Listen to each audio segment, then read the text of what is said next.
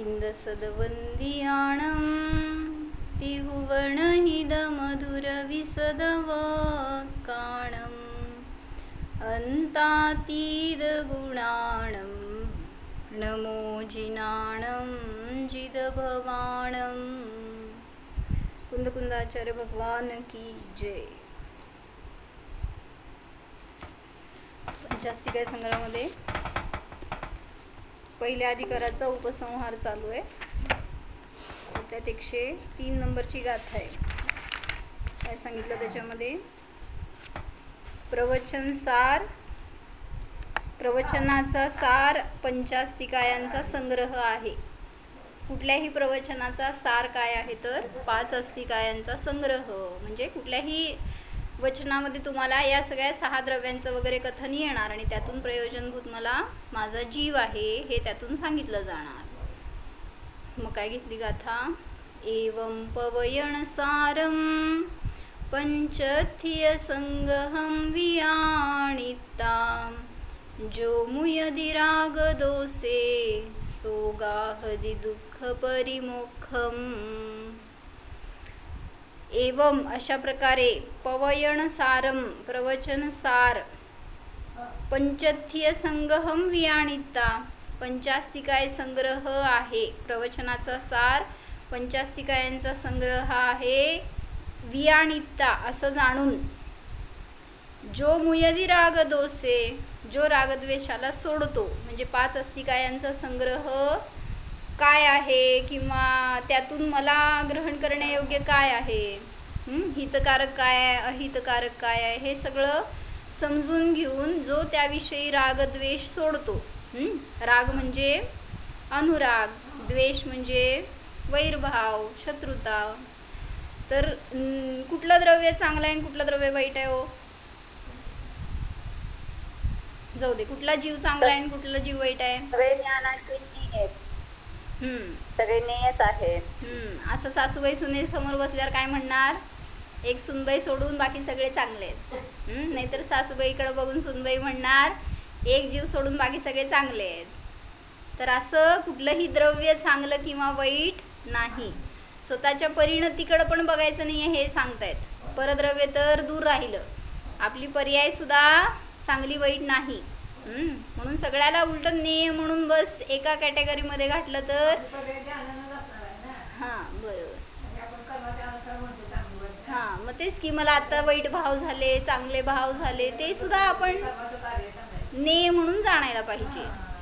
तर जो असं जाणतो सो मुयदि राग दोषे तो जो रागद्वेष सोडतो याविषयी तो काय करतो? दुःख परिमोक्षम गाहदी तो दुःखाच्या परिमोक्षाला प्राप्त करतो।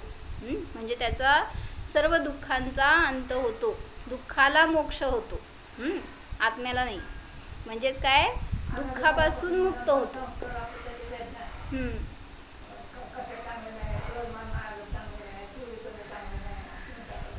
हां बरोबर। बरोबर। काय सांगितलं त्यांनी ऐकलं का? 5 पाप चांगले आहेत का वाईट आहेत? 7 व्यसन चांगले आहेत का वाईट आहेत? कसं 5 पाप त्याला कोण चांगलं म्हणत नाही। किंवा जे काय आपल्याला कशाय भाव झाले, क्रोध मान माया लोभ मोह झाला, काय एकत्व ममत्व कर्तृत्व भोक्तृत्व हे भाव झाले, चांगले आहेत का वाईट आहेत? तर सगळ्याला आतापर्यंत आपण त्याला वाईट म्हणून पाहतोय, पण आता सांगता येतं की त्याच्याविषयी न राग न द्वेष। हां तर म्हणजे कर्मांचा उदय आहे, त्याच्या निमित्तात तसे भाव झाले तर पश्चाताप करा बस। पण ते चांगलं आणि हे वाईट असे जर भेद करत राहिलो, त्याच्याकडेच आपला उपयोग राहिला तर पुन्हा पुन्हा दुःखाला प्राप्त होणार। म्हणून मुनिराजांना जेव्हा कर्मांचा उदय असतो, मग काल रात्री मी हेच घेतलं, उपसर्ग होतो मुनिराजांवर, तर त्यावेळेस मुनींची परिणती कशी असते? समजा आहार करताना अंतराय आली तर तुम्ही काय विचारता? अंतराय आल्यावर केस आला, पहिला प्रश्न काय असतो? कोण दिलं? नाहीतर डिश पडली समजा, तर अंतराय करत होते महाराजजी आम्हा, तर कोणाकडनं पडली? म्हणजे काय झालं, तुम्ही काय करताय, त्या पराला लक्ष करताय, त्याला दोष देताय. त्या मुनींची दृष्टीच नाही आहे तिकडं. तो दोषी हे बघतच नाही. माझ्या अंतराय कर्माचा उदय, बस ने जाणणारा एवढा विचार करून सोडला विषय. पण आपण त्याच्याविषयी आकुलता करणार, परत तिथं रागद्वेष करणार, तर नियमाने दुःखाला प्राप्त होणार. म्हणून पश्चातापाची भूमिका असणार, पण त्याच्याविषयी कलुषता नको अंतरंगात, इष्टनिष्ठ भाव नको. तर जो असं मग हे सांगत होते की मुनिराजांची परिणती कशी असते, संयोगात कोणीही येऊ देत, त्यांच्याविषयी न राग न द्वेष, सगळ्यांविषयी समभाव असतात. मग ते सांगितलं ना, कोण होते, गौतम बुद्ध एका गावावरून दुसऱ्या गावाला चालले होते.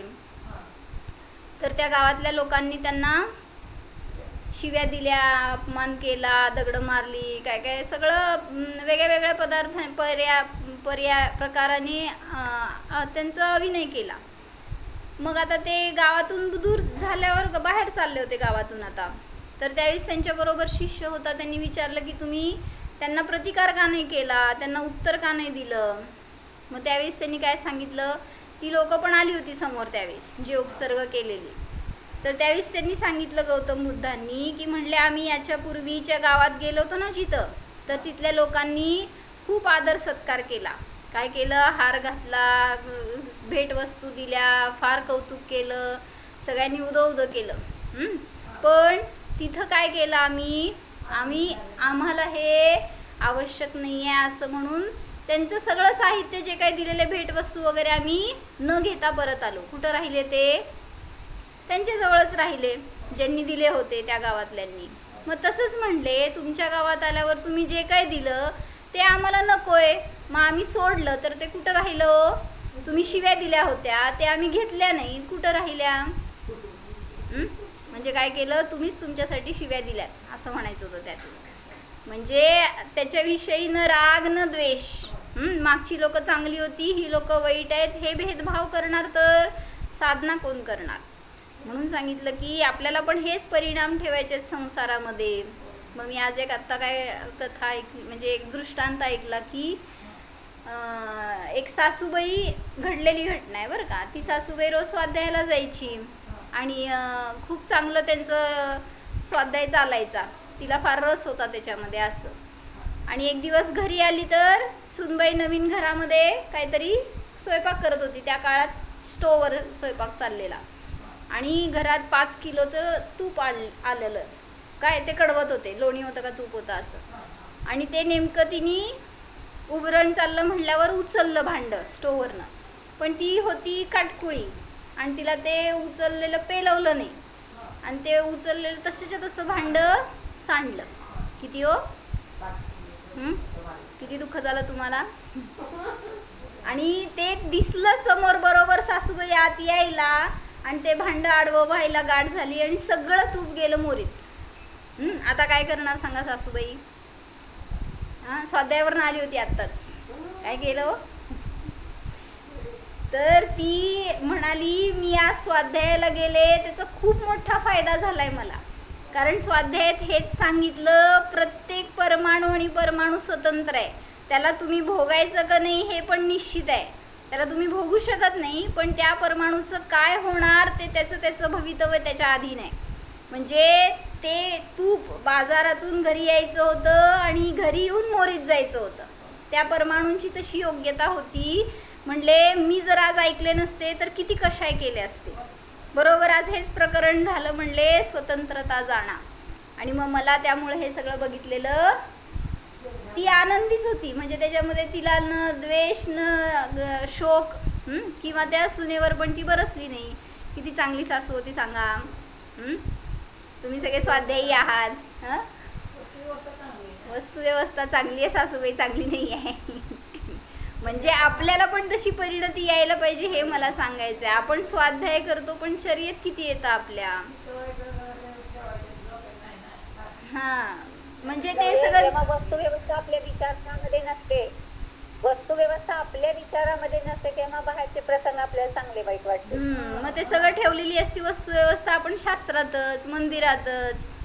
मग त्यामुळे त्याला घेऊन फिरा ना बरोबर. जीवनभरातल्या प्रत्येक समयामध्ये ती आपल्याला कार्यकारी आहे. म्हणजे त्याच्या अनुसार आपण जर राहणार तर कशाला राग होणार आहे, द्वेष होणार आहे. त्यालाच धर्म म्हणलं ना, त्यालाच धर्म म्हणलं, त्यालाच धर्म म्हणलं की बरोबर. म्हणून सांगितलं की जर तुम्हाला सुखी जगायचं आहे ना, हाच उपाय आहे. नाहीतर मग प्रत्येक प्रसंग तुम्हाला विचलित करणारच आहे. जरी काय चांगलं घडलं तरी विचलित होणार आणि वाईट घडलं तरी विचलित होणार आहे.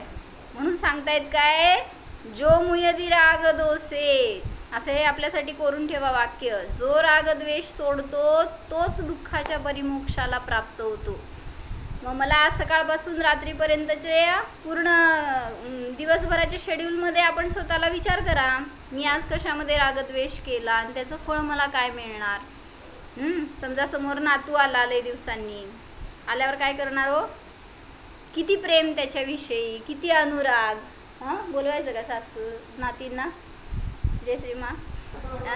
आता नातीची पिल्लं येणार अजून म्हटल्यावर किती राग होणार त्यांच्याविषयी. मग समोर आल्यावर तिथं आठवते का वस्तू व्यवस्था, तिथं धर्म आठवतो का. चालू असेल बंद करून ठेवतात म्हण प्रवचन, बरं का. तेच की, म्हणून म्हटलं जो मुयदी राग दोषे, वाक्य आपल्यासाठी सारखं आठवण ठेवायची. आता जो राग द्वेषाला सोडणार, मुयदी म्हणजे सोडणे.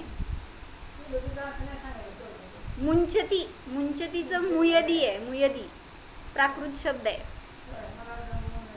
मुयदी, मुणदी म्हणजे जाणणे. जो मुयदी राग दोषे, जो राग द्वेषाला सोडतो तोच दुःखाचा अंत करू शकतो. मग समोर आला नातू तर त्याला हेच सांगायचं, मी वीतराग आहे, वीतद्वेष आहे.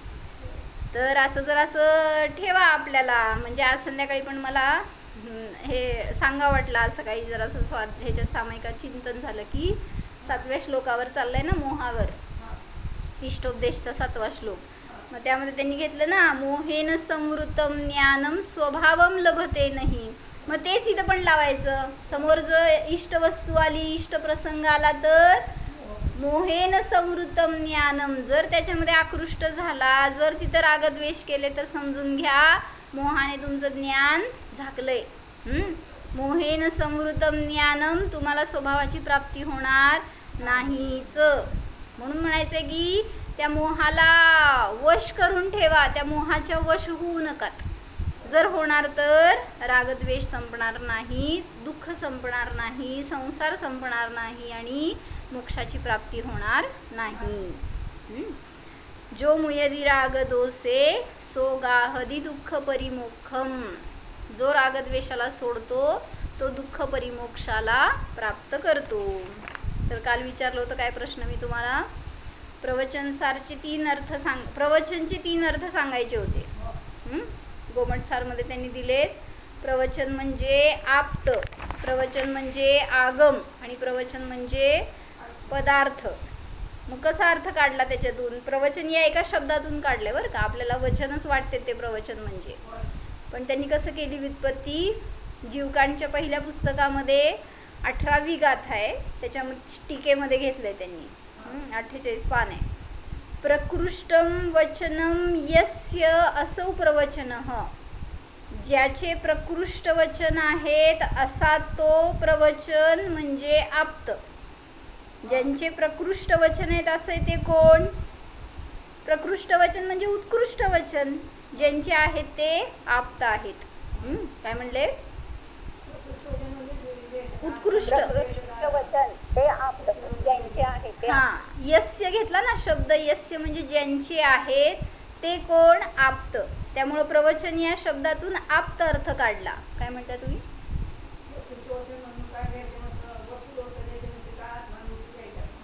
प्रकृष्ट वचन म्हणजे आता स्वतंत्र वस्तू व्यवस्था घ्या किंवा बरोबर. उत्कृष्ट वचन ज्यांचे आहेत ते, जे भेदविज्ञानाला देणारे आहेत ते उत्कृष्ट वचन. मग सगळी वस्तू व्यवस्था सांगून सुद्धा तुम्हाला आत्म्याचीच प्राप्ती करून देणारे असे ते वचन प्रकृष्ट वचन आहेत. कोणाचे आहेत तर त्यांना म्हटलं आप्त. त्यांनी विचारले प्रश्न, प्रकृष्ट वचन कशाला म्हणायचं सांगा. रोहिणी का की माझ्यासमोर बसा. निर्दोष वचन, वस्तू व्यवस्थेनुसार वचन. हां, तर त्यांनी सांगतायत जे शुद्धोपयोगाला दाखवणारे आहेत असे ते वचनच प्रकृष्ट वचन म्हणा. अनिता काकी बरोबर. नाही ना काकी, समोर बसा की, चालत नाही. निखिली ताई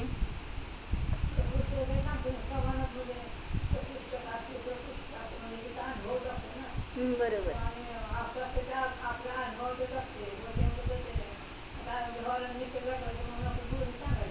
बरं, व्यवहार आणि निश्चय दोन्हीतून सांगा म्हणतात. प्रकृष्ट वचन कशाला म्हणायचं? प्रकृष्ट म्हणजे जे गाढता आहे त्याच्यामध्ये, असे ते. जसं प्रमाणाला आपण प्रकृष्ट मान म्हणतो ना, ज्ञान, तर तसं प्रकृष्ट वचन म्हणजे ज्याच्यामध्ये जाणण्याची क्रिया आहे, फक्त जाणीव आहे, गाढतेने जाणलं जातं, तर असे ते प्रकृष्ट. आणि वचन म्हटलं तर व्यवहाराने शब्द आणि निश्चयाने वचन म्हणजे काय, तो भाव जो त्याच्यातून ग्रहण केला गेला, तर ते प्रमाण ज्ञान असतं. आणि इथं ते प्रकृष्ट वचन आहेत असं म्हणायचं. तर ज्यांचे वचन आहेत असे ते कोण, तर आप्त घेतलं. दुसरं काय केलं अर्थ, प्रवचन म्हणजे परमागम अर्थ केलाय. कसा, कुठं ठेवलंय तुम्ही व्हिडिओ? जरा स्वतःकडे ठेवा की, मला दुसरं काय दिसे ना. कॅलेंडर दिसतंय, भिंत दिसतील. अनिता काकी बसा समोर माझ्या. काव्या, हां, परमागम कसं केला अर्थ लिहा सायली. प्रकृष्टस्य वचनम प्रवचनम. काय, प्रकृष्टस्य वचनम, विभक्ती आहे थोडी थोडी वेगळी ती बरं का. ज्यांचे वचन प्रकृष्ट आहेत असे ते कोण, आप्त. आता प्रकृष्टाला दाखवणारे वचन ते परमागम, प्रकृष्टाचे वचन ते प्रवचन, असं म्हणून त्यांनी घेतला त्याचा अर्थ परमागम. म्हणजे जिनवाणीचे वचन असं म्हणा, त्याला म्हटलं प्रवचन, तर ते परमागम झाला प्रवचनचा अर्थ. आणि तिसरं घेतला प्रवचन म्हणजे पदार्थ. मग प्रकृष्टम उच्यते प्रमाणेन अभिधीयते इति प्रवचनम पदार्थः. संस्कृत लिहित असला तर ते शास्त्रासारखं ठेवायचं आहे. प्रकृष्टम उच्यते म्हणजे प्रकृष्ट रूपाने सांगितलं गेलं. प्रमाणेन अभिधीयते म्हणजे प्रमाणाच्या द्वारे ग्रहण केलं गेलं, निर्णय केला गेला, असे ते प्रवचन म्हणजे कोण, पदार्थ. प्रकृष्ट रूपाने कोणाला सांगितलं गेलंय प्रवचनाच्या द्वारे, पदार्थाला. त्यामुळं प्रवचन म्हणजे पदार्थ घेतलं. समजलंय? परत एकच सांगा. प्रकृष्ठाला सांगितले गेलेले आणि प्रमाणाने ग्रहण केलेले असे ते वचन प्रवचन, असे ते प्रवचन म्हणजे पदार्थ आहे असं सांगायचंय. म्हणजे प्रवचनचे 3 अर्थ केले, आप्त, आगम आणि अर्थ. कशासाठी घेतलाय हा विषय तिथं गोमटसारमध्ये, तर जो या प्रवचनाचं श्रद्धान करत नाही तो प्रत्येक जीव मिथ्यादृष्टी आहे. हां, म्हणजे आता श्रद्धान करेल तेव्हा सम्यक दृष्टी होईल, पण ज्याला होतच नाही तर तो म्हणलं अभव्य जीव आहे. प्रवचन सारशी किती गाथा, 62 घेतली ना. 62 सांगा काय गाथा आहे. ज्यांना केवळ ज्ञानी, मी मराठीत सांगणार, संस्कृत नाही. केवळ ज्ञानच्या अनंत सुखावर विश्वास नाही, श्रद्धा नाही, ते अभव्य होत. बरोबर. जो नो सद्दहंती सोखम, नो सद्दहंती सोखम, नो सद्दहंती सोखम, नो सद्दहंती सोखम, सुहे सुपरमं दिविगदघादीनं सुनिऊणते अभवा भवावातं पडिच्छन्ति. आज तुम्ही अदृश्य का बसलाय? काय सांगितलं त्यामध्ये, नो सद्दहंती सोखम, जो हा श्रद्धान करत नाही. सुहे सुपरमम ती विगत घातीणम, जे विगत घाती म्हणजेच अरिहंत आहेत, घातीने रहित झालेले अरिहंत आहेत, त्यांना परम सुख आहे. असं नो सद्धहंती, जो श्रद्धान करत नाही. सुनिऊन ते अभव्वा भव्वावातम पडिच्छन्ति, ते कसे आहेत? अभव्य आहेत. आणि जे श्रद्धान करतात ते भव्य आहेत. असं घेतलं तर त्यासाठी सांगत होते की मिथ्या दृष्टीचं कथन चालू झालं होतं गोमटसारमध्ये. मग तेव्हा त्यांनी असं त्यात खुलासा केलाय की जो प्रवचनाचं श्रद्धान करत नाही तो मिथ्या दृष्टी आहे, आणि जो श्रद्धान करतो तो गुणस्थान चढत जातो. एवढंच. म्हणजे 4थ्या गुणस्थानात जाईल किंवा 5व्यात किंवा 7व्यात. म्हणून तुम्हाला करायचं काय हो? फक्त अशी श्रद्धा ठेवा की जे भगवंतांनी सांगितलं ते यथार्थच आहे, आणि जे सर्वज्ञ आहेत तेच परमसुखी आहेत. त्यांच्या समान मी सुद्धा अरिहंत स्वरूप आहे, सिद्ध स्वरूप आहे. ह्याची जेवढी श्रद्धा दृढ होत जाणार आहे ना तितकं सम्यक दृढ राहणार आहे.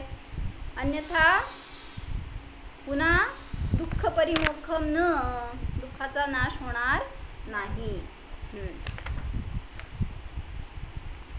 तर टीकेमधलं थोडं वाचत होतो, अर्धवट झालेलं ते वाचते.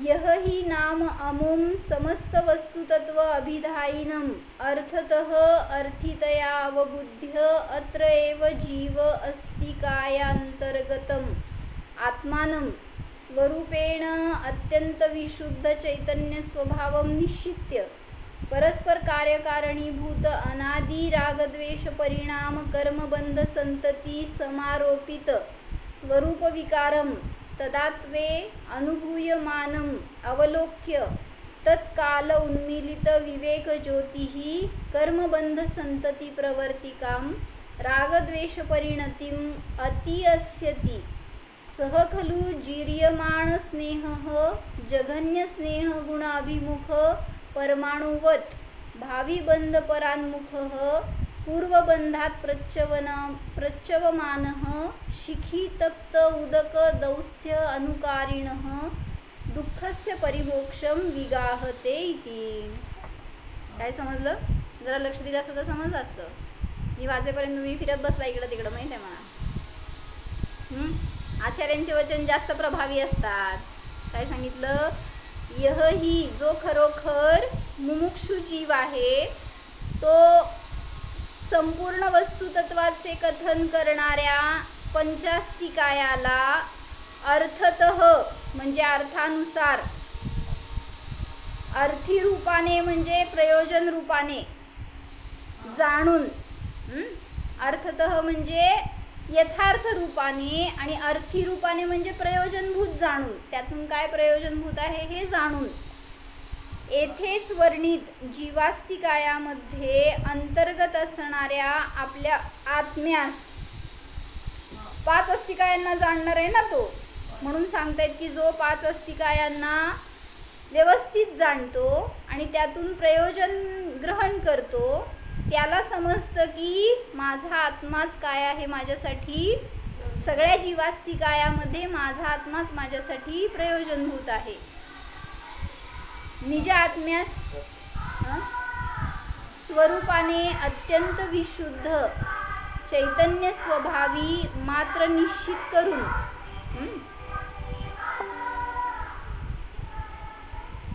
तर स्वतःच्या आत्म्याचा निश्चय करून, मग त्यांनी घेतले खाली टीप, जीवास्तिकाय वर्णनामध्ये निज आत्मा समाविष्ट आहेच. जीवास्तिकाय म्हणजे सगळे अनंत जीव आले. निगोदी आहेत का त्यात? सिद्ध आहेत का त्यात? सायली आदेश आहे का सांगत्यात? आदेश जीवास्तिकायत आदेश आहे का? नाही म्हणती. अजीव करून टाकली का काय? म्हणजे जीव, आता त्याला जीवास्तिकाय म्हणून हाक मार बघू दिसणार का तो आपल्याला? लगेच तिथं आपल्याला मोह दिसतो. म्हणून सांगतायत सगळे जीवास्तिकाय पहा, आणि मग त्यामध्ये माझा पण तो जीवास्तिकाय आहे. मग काय डिफरन्स झाला? जीव म्हणून पाहतच नाही ना, पाहतच नाही. म्हणूनच ते हात उचलला नसता, मग जीव दिसला असता तर मोह केला नसता, त्याला आपण कवटाळलं नसतं. म्हणून जीव पाहण्याची दृष्टी करा हे सांगतायत. जसे जीवास्तिकायाचे स्वरूप आहे तसेच निज आत्म्याचे आहे. म्हणून द्रव्यार्थिक नयाने स्वभावापेक्षेने हा आत्मा अत्यंत विशुद्ध चैतन्य स्वभावी आहे. काय बोलायचंय का विशाल भैया?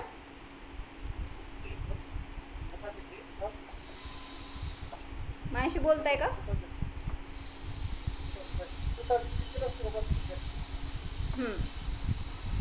तर काय सांगत होते?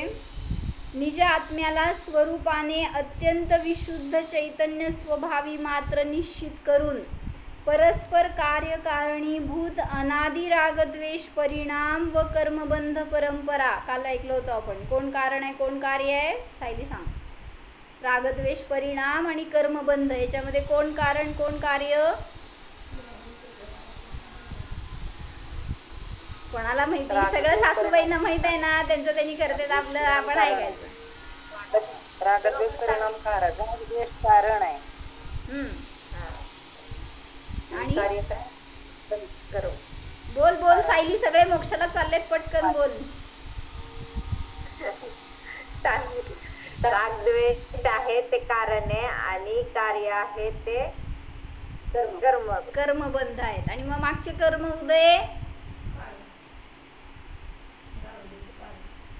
पूर्व कर्मांचा उदय कारण, वर्तमानातले रागद्वेष भाव कार्य, वर्तमानातले रागद्वेष भाव कारण, पुढचे जे काय आहेत ते कर्मबंधाला कार्य. म्हणजे पूर्व आणि उत्तरच्या अपेक्षेने असं लावायचं. तर सांगता तिथं की अशी अनादी परंपरा चालू आहे आपली, त्यामुळं तुम्ही आजपर्यंत रागद्वेषातून दूर झाला नाही. परस्पर कार्यकारणीभूत अनादी रागद्वेष परिणाम व कर्मबंध परंपरा याद्वारा ज्यामध्ये स्वरूप विकार आरोपित झाला आहे. म्हणजे काय खाली सांगतायत? रागद्वेष परिणाम आणि कर्म परंपरा यामध्ये, कर्मबंध परंपरा यामध्ये अनादी काळापासून परस्पर कार्यकारण भाव आहे. वास्तविक कसा कार्यकारण असायला पाहिजे होता? जो मुक्त होणारे जीव त्याचा कार्यकारण संबंध कसा असतो? हे 3 गोष्टी सांगितल्या ना मी. पूर्व कर्मांचा उदय कारण, वर्तमानातले रागद्वेष भाव कार्य, वर्तमानातले रागद्वेष भाव कारण आणि उत्तर कर्मबंध हे कार्य. त्या समयात झालेला कर्मबंध तो कार्य. हे घेतलं ना. असं 3 गोष्टी ह्या संसारी जीवाच्या अपेक्षेने सांगितले मी. मला सांगा, जो मोक्षाला जाणार आहे त्याच्या या 3 गोष्टीत काय फरक पडणार? पूर्व कर्माचा उदय आणि स्वतःचा शुद्ध उपयोग आणि हिथं संवादपूर्वक विचारा. मला कार्यकारण मध्ये घालून दाखवा. कोण कारण कोण कार्य? पूर्व पर्यायावरच कारणाचा आरोप येणार आणि म्हणजे शुद्ध उपयोगावर ते कार्य. पण 25 पर्याय त्याच्यानंतर शुद्ध उपयोगाचा आहे. बरं. म्हणजे काय लावलं की पूर्वकर्मांचा उदय तर चालू आहे, पण त्यामध्ये रागद्वेष करतोय आपण, ही चूक आहे ना. तिथं ते वीतराग राहत आहेत. त्यामुळे हे त्यांचं कार्य आहे. मग कर्मांचा उदय कारण असताना सुद्धा कार्य काय झालं? रागद्वेष व्हायला पाहिजेतच, नेसेसरी नाही आहे. म्हणून त्यांचं कारण आणि आपलं कारण समान आहे, पण त्यांचं कार्य आणि आपलं कार्य डिफरंट आहे. का असं? म्हणूनच ते तिथं बसलेत, आपण इथं बसलोय. कुठं? घरात बसलोय. इथं बसला असं नाही तर माझ्यासमोर. आम्ही वरच बसलोय म्हणा, खाली नाही आहे. मधच्या मजल्यावर. रोहिणी काकी कितव्या मजल्यावर? तिथं त्या मजल्यावर बसायचं नाही आपल्याला. तर सांगतात की जर म्हणजे अशी ती अनादीपासूनची परंपरा जिथं खंडित झाली तिथंच त्यांना मोक्षाचा रस्ता मिळाला. म्हणून तर ते मोक्षगामी बनू शकले. म्हणून त्यांनी घेतले काय म्हणा बघू वाक्य दुसरी ओळ गाथेची. जो मुयदी राग दोसे, जो रागद्वेष सोडतो. कर्मांचा उदय तर चालू आहे पूर्वकर्मांचा, पण जो रागद्वेष त्यातला सोडतो तोच काय होतो? दुःख परिमोक्षाला प्राप्त होतो. मग एवढा साधा उपाय आहे तर आपण का नाही करू शकत? आज करायचं आहे प्रॅक्टिकल. आज माझ्या कर्मांचा कसलाही उदय येऊ दे. काय म्हणा पुढं? तुम्ही म्हणा, मी नाही म्हणणार. म्हणजे पुरुषार्थ करणार. हा, स्वभावात राहणार असं म्हणा म्हणतात. मा कर्मांचा उदय येऊ दे तरी पण मी त्याच्यामध्ये स्वभावात राहणार. म्हणजे त्याला मी ज्ञाता रूपाने जाणणार, किंवा मग स्वभावामध्ये निर्विकल्प राहणार. असं थोडंसं पुरुषार्थ करा ना. असं काही नियम नाही घ्यायचा आहे आपल्याला, पण ॲटलिस्ट एक पाऊल तर पुढं सरकायला नको का? हां हां हां, रत्न मिळालं, कावळे. बरं बरं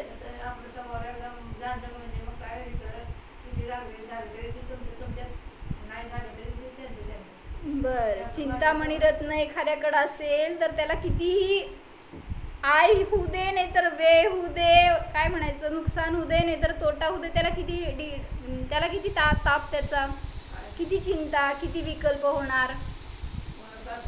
सुंदर सांगितलं. तसं आपल्याकडे चिंतामणी रत्न आहे, बाहेरच्या किरकोळ काय आपलीच व्हायचं. हा सायली. आणि प्रयत्न चाललेला असतो. ठीक आहे, प्रत्येक पर्याय होणार नाही, पण प्रयत्न असतो, झाल्यानंतर खंत असते. हा, जय श्रीमा सांगतायत, जर चिंतामणी रत्न असेल तर स्वयंपाक करायची काय गरज आहे सायली? किती टेन्शन आपल्याला. स्वयंपाक करायचंय, जीव घालायचंय, सगळं संपवायचंय, आवरायचंय. चिंतामणी रत्न आहे ना, निश्चिंत. मग तेच सांगतात आपल्याजवळ पण चिंतामणी रत्न आहे, फक्त भावभासना करा. हा, जाणा. म्हणून सांगितलं, रागद्वेष केला तर नियमाने त्या रत्नाला काय म्हणायचं, प्राप्त करू शकणार नाही. आणि जर तिथं वीतराग वीतद्वेष रूपाने स्वभाव ग्रहण करणार तर कशाला आपल्याला त्या कर्मोदयांमध्ये आकुलता होणार. म्हणून म्हणतायत काय करा, कार्य आणि कारण ह्याच्याकडे आपलं लक्ष असू द्यात.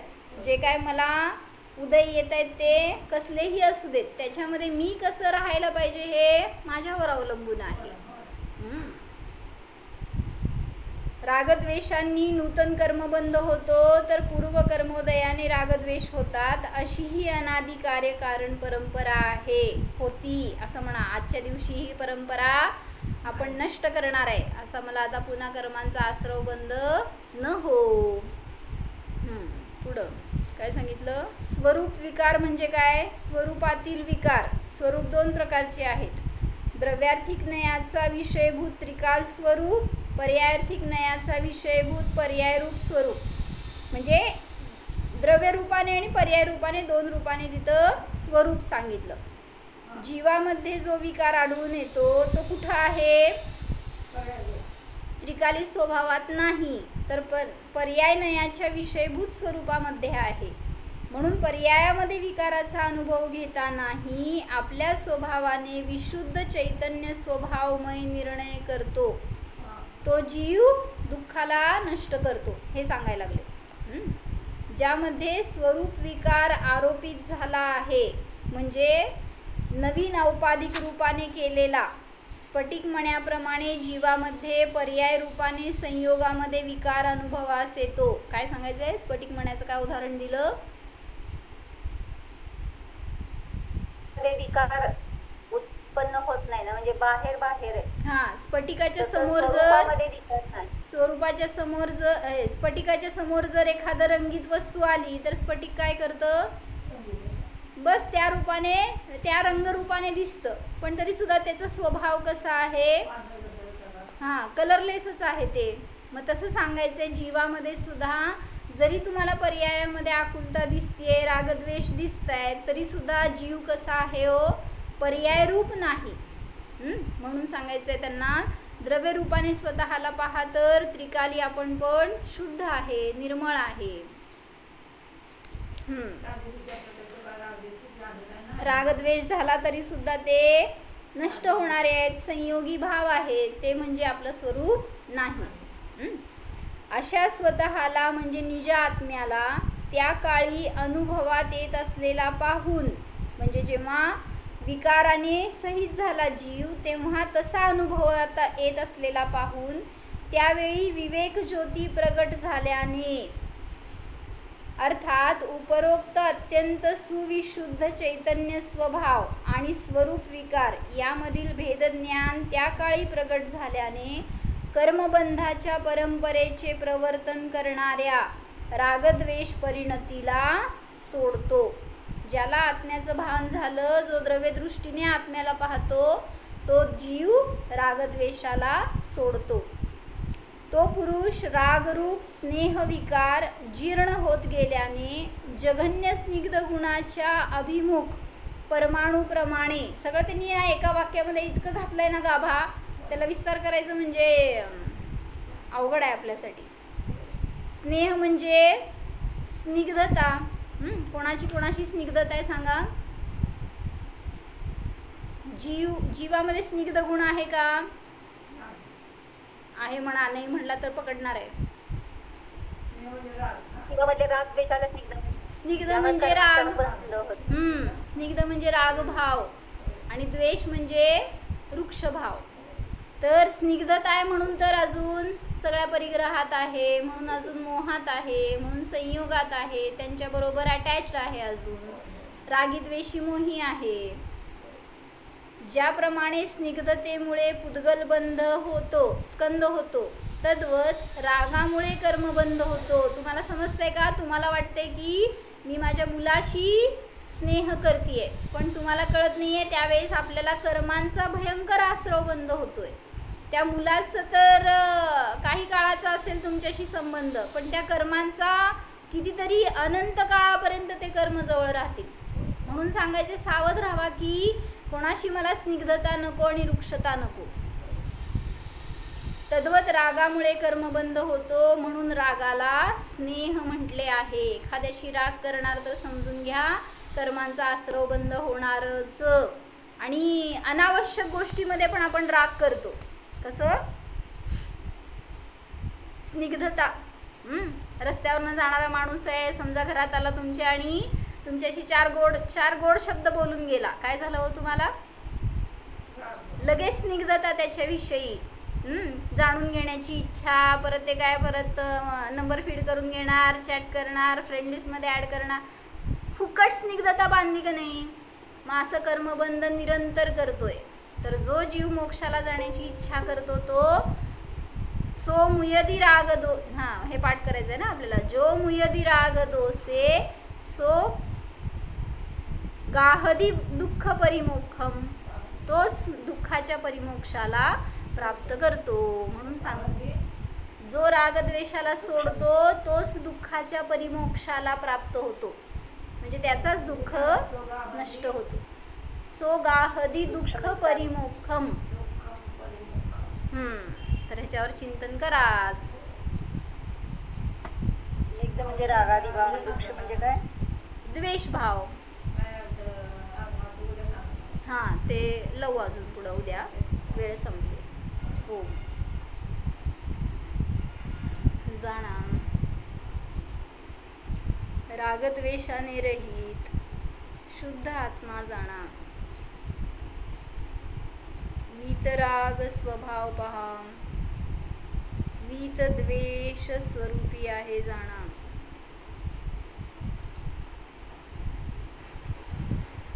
माझ्यामध्ये स्निग्धता नाहीच, वृक्षता नाहीच, सर्व कर्मबंधांपासून भिन्न हा मी निष्कर्म स्वरूप आहे.